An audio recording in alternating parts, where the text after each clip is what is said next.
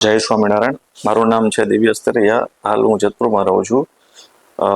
મને 2015માં જે મહાપૂજાના સંકલ્પથી જે ફાયદો થયો છે એ વાત આપણી સમક્ષ રજૂ કરું છું.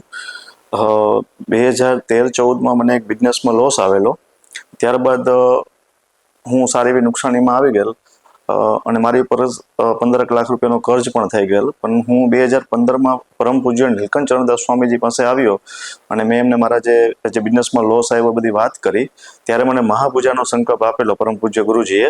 તો મેં 2015માં જે મહાપૂજાનો સંકલ્પ કર્યો ત્યારબાદ મને એક ઓચિંતાની જ એક અંજાન વ્યક્તિ એવી મળી મારે, જે એમને હું મતલબ ખાલી એમ જ ઓળખતો હતો, ખાલી નામથી જસ્ટ અમારા બેને પરિચય હતો.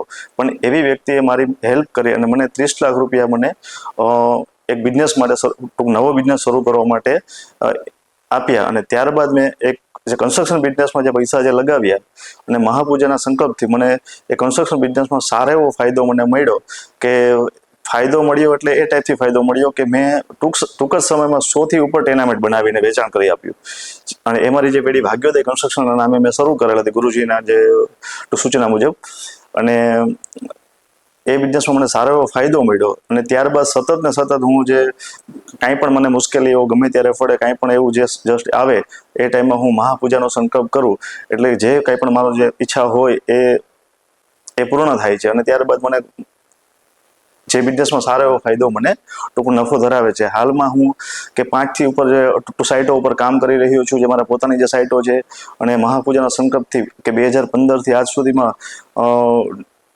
ટૂંક 9 જગ્યાએ જેટલી મારી પ્રોપર્ટી પણ થઈ ગઈ છે, જેનાથી મને સારો એવો ફાયદો મળ્યો છે. અને તેમજ વારંવાર વિવેક સાગર સ્વામીજી પણ એમની જે મુલાકાત જ્યારે પણ નવી સાઇટ ચાલુ કરો એટલે પૂજ્ય ગુરુજી તેમજ વિવેક સાગર સ્વામી પણ તમારી સાઇટ ઉપર પધરામણી કરતા હોય છે ઠાકોરજીની.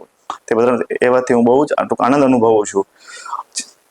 અને જે મતલબ મહાપૂજાનો જે મહિમા જે કહું તો જે એવું નથી કે આ એક જે બિઝનેસમેન તે મને મહાપૂજાનો ફાયદો થયો. જ્યારે કોરોના કાળમાં અમે જે 5 વ્યક્તિઓ જે હતા કે જે અમને એક સાથે કોરોના થયો હતો, જે બીજી લહેર હતી, ત્યારે તો એવું જ હતું કે કોરોના થયો એટલે માણસનું મૃત્યુ એવું નિશ્ચિત થઈ જતું. એવી લહેરમાં જ્યારે મને કોરોના થયેલ કે 5 દિવસ સુધી મને નીંદર ના આવી. અને 5મે દિવસે 11સના દિવસે મેં પરમ પૂજ્ય ગુરુજી નીલકંઠચરણદાસ સ્વામી ગુરુજીને મેં કોલ કરેલો અને વાત કરી કે ગુરુજી મને 5 દિવસથી હું કોરોના પોઝિટિવ છું અને મને નીંદર નથી આવતી, મને એવું લાગે છે કે મારું મૃત્યુ નિશ્ચિત છે. પણ મને ગુરુજીએ એમ કીધું કે તું ચિંતા કરમાં, હું તારા સ્વાસ્થ્ય માટે અત્યારે જ 5 પાઠ ઘનશ્યામ મહારાજના કરું છું અને તું મહાપૂજાનો સંકલ્પ કરીને ભક્ત ચિંતામણી કથા તું સાંભળ, એ સિવાય તું બીજો કાંઈ વિચાર કરમાં. તો ત્યારથી જે મેં મહાપૂજાનો જેવો સંકલ્પ કર્યો તો મારે હોસ્પિટલે પણ ન જવું પડ્યું અને હું સ્વસ્થ થઈ ગયો. તેથી મને સમજાઈ ગયું છે કે ભાઈ મહાપૂજાથી જેમ આપણું જીવન જરૂરિયાત જે પૂર્ણ થાય છે, એમ પણ આપણું જીવન પણ મહાપૂજાથી મારું બચી ગયું છે. કે જેથી કરીને હું મહાપૂજાના મહિમાથી બહુ જ ખુશ છું. અને જે કાંઈ પણ સમય એવા ટાઈમે હું મહાપૂજાનો સંકલ્પ કરું છું તો મને એની સિદ્ધતા મળે છે. તો જય સ્વામિનારાયણ.